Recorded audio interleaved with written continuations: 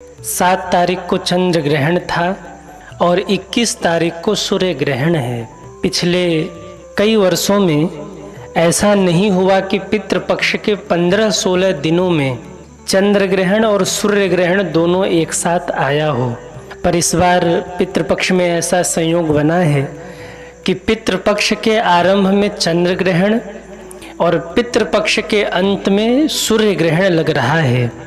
पूरे देश से लोग पूछ रहे हैं कि सूर्य ग्रहण कब है, सूतक काल कब है और हमें क्या परहेज करना है। तो सभी ध्यान देंगे, 21 तारीख को सूर्य ग्रहण है, बहुत बड़ा ग्रहण लगने वाला है 21 सितंबर को सूर्य ग्रहण। पर घबराने की बात नहीं है, क्योंकि भारत में इसका प्रभाव नहीं है, ये भारत में नहीं दिखेगा। अन्य 7 देशों में ये दिखने वाला है, पर भारत में इसका प्रभाव नहीं है, इसलिए ये चिंताजनक नहीं है। भारत में सूर्य ग्रहण नहीं दिखेगा, सूतक नहीं लगेगा, मंदिर बंद नहीं होंगे, पूजन पाठ भजन साधना जो भी आप कर रहे हैं कुछ बंद नहीं होने वाला, क्योंकि इसका प्रभाव भारत पर नहीं है। 21 तारीख को श्राद्ध अमावस्या भी है, तो कई लोग इस विषय को भी लेकर चिंतित थे कि अगर सूर्य ग्रहण लगता है तो हम कैसे श्राद्ध करेंगे। तो अच्छी बात यह है कि सूर्य ग्रहण तो है पर इसका प्रभाव नहीं है। भारतीय समय के अनुसार अगर हम देखें तो सूर्य ग्रहण का जो समय है, जो अन्य देशों में लग रहा है उसका प्रभाव है, पर भारत में नहीं है। पर भारत में उसका जो समय है वो 21 सितंबर को रात्रि 11 बजे से आरंभ हो रहा है सूर्य ग्रहण। भारत में जो समय है उसके अनुसार 21 सितंबर को रात्रि के 11 बजे ग्रहण प्रारंभ हो रहा है और इसकी मुक्ति 22 सितंबर को भोर में 3:29 पर हो रहा है। जैसा कि आप सभी जानते हैं कि चंद्र ग्रहण में सूतक 9 घंटे पहले लगता है और सूर्य ग्रहण में सूतक 12 घंटे पहले लगता है। चूँकि भारत पर इसका प्रभाव नहीं है, भारत में ये देखा नहीं जाएगा, तो ग्रहण काल भी मान्य नहीं होगा। कई लोग बहुत डरा रहे हैं। यूट्यूब आप खोल लीजिए तो उसमें बहुत लोग ऐसा वीडियो अपलोड कर रहे हैं कि ग्रहण हो रहा है तो ये हो जाएगा, वो हो जाएगा, धरती पर प्रलय हो जाएगा, बहुत लोग मारे जाएंगे। अरे भाई, जो होना होगा सो होगा, हम डरें क्यों। हाँ, अंत में होई है सोई जो राम रचि राखा, को करी तर्क बढ़ावे शाखा। जो भगवान ने रच रखा होगा वही होगा, हमें डरने की आवश्यकता नहीं है। अब जो हो रहा है वो तो हो के रहेगा, हमारे आपके रोकने से रुकना नहीं है। पर आप भजन करिए, भक्ति करिए। देखो, बहुत बड़ा ग्रहण लगने वाला, इसमें कोई दुराय नहीं है। भारत में असर नहीं है वो भी बात अलग है, पर ग्रहों का हेर फेर है। तो भैया, जब ग्रहों में कुछ खटपट होता है तो मानवों के जीवन में कुछ न कुछ प्रभाव तो पड़ता ही है। पर मैं आप सभी जो भगवत भक्त हैं उनके लिए एक बात कहूँ, डरे वो जो पापी हों, डरे वो जो पापी हों। जो धर्मात्मा हैं, जो भजनानंदी हैं, उन्हें डरने की ज़रूरत नहीं है। हमारे यहाँ तो एक कहावत है, हम काशीवासी हैं तो एक बात तो कह ही सकते हैं, अकाल मौत वो मरे जो काम करे चांडाल का, और काल भी उसका क्या करे जो भक्त हो महाकाल का। तो आप भगवान की भक्ति करिए, भगवान का भजन करिए, जो होना है वो हो करके रहेगा। पर आप भगवान की भक्ति से, भजन से जुड़ करके रखिए, अपने आप को जोड़ करके रखिए, क्योंकि अंत में भजन ही काम आने वाला है। इस संसार में अनेक बल हैं, धन बल है, जन बल है, मन बल है, तन बल है, ये सारे बल हैं। पर एक बात मैं निवेदन करूं, धन बल भी है, तन बल भी है, मन बल भी है, सब बल है, पर जब अंत में कोई बल काम नहीं आता तो ठाकुर जी के कृपा का बल ही काम आता है।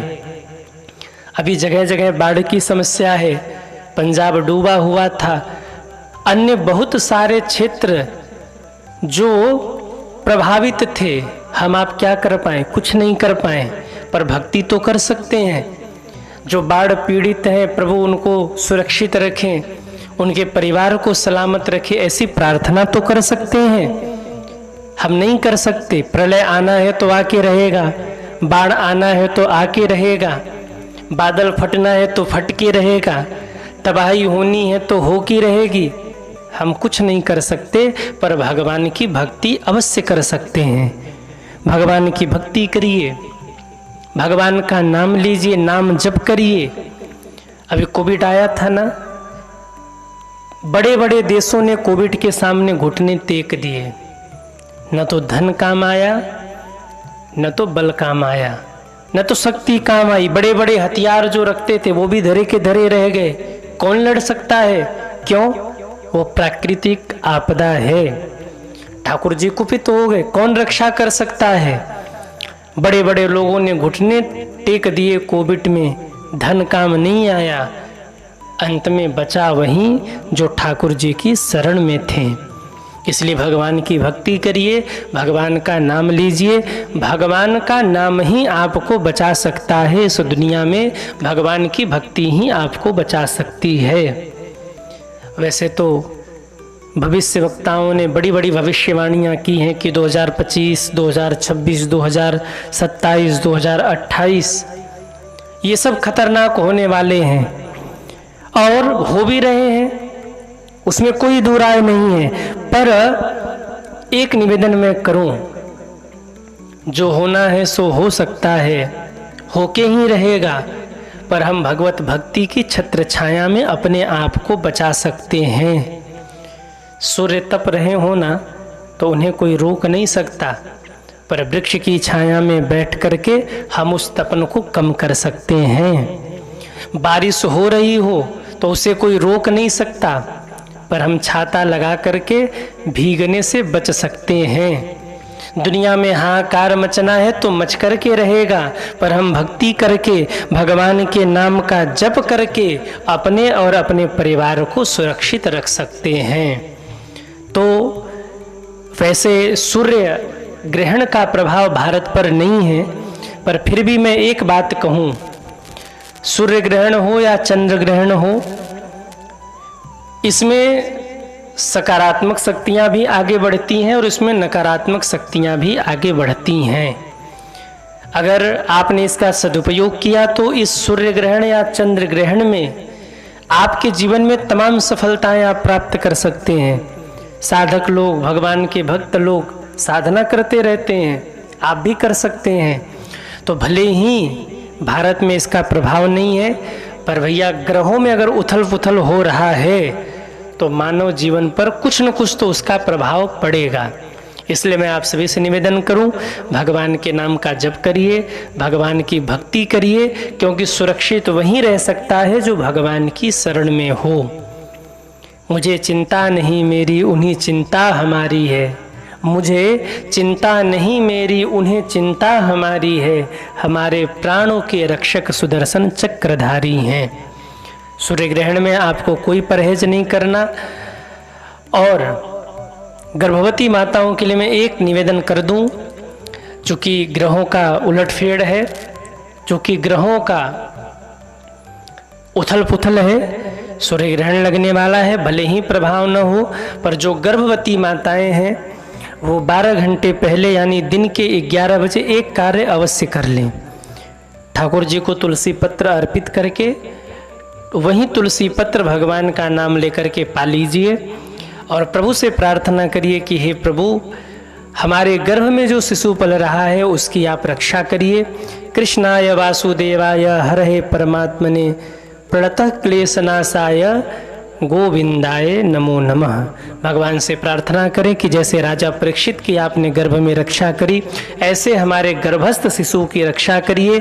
हम आपकी शरण में हैं, हे नाथ इस शरणागत की रक्षा करिए। ऐसी प्रार्थना करके आप भगवान के चरणों में निवेदन करिए। आपको कोई सावधानी इसके सिवाय और नहीं रखनी है। जैसे आप दिनचर्या निभा रहे हैं वैसे दिनचर्या निभाइए। मंदिर बंद नहीं होंगे, पूजा पाठ बंद नहीं होगा। आप सभी जैसे दिनचर्या को निभा रहे हैं वैसे निभाते रहिए।